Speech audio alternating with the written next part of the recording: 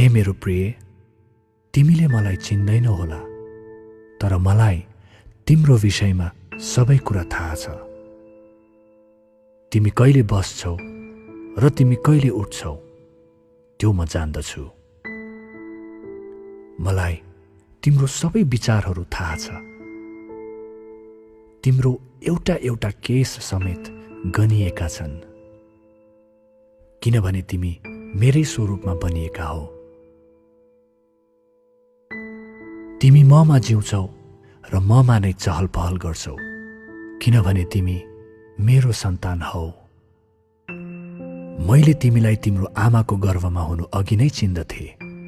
जब मैले सृष्टिको परिकल्पना गर्दै थिएँ, मैले तिमीलाई चुने। तिमी एउटा गल्ती होइनौ, किनभने तिम्रो सबै दिनहरू मेरो पुस्तकमा लेखिएका छन्।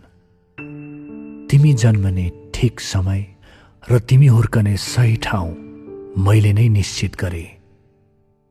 तिमी अद्भुत र भयानक रीतिले बनिएका हौ। मैले तिमीलाई तिम्रो आमाको गर्भमा बुनेको हुँ र मैले नै तिमीलाई यस संसारमा ल्याए।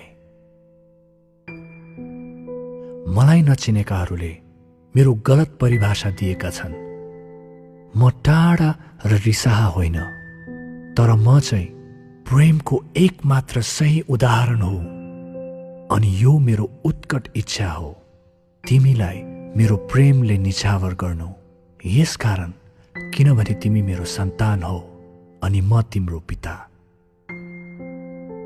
म तिमीलाई तिम्रो शारीरिक बुवाभन्दा अझ कति धेरै दिदछु, किनभने म सिद्ध पिता हुँ।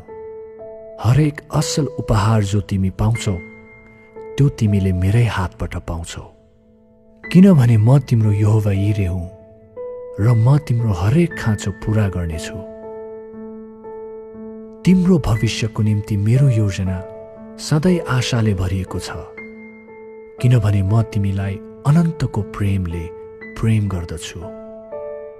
समुद्रको बालुवा झैं मेरा विचारहरू तिमीप्रति अनगिन्ती छन् र म तिमीप्रति खुसीको गानले आनन्दित छु।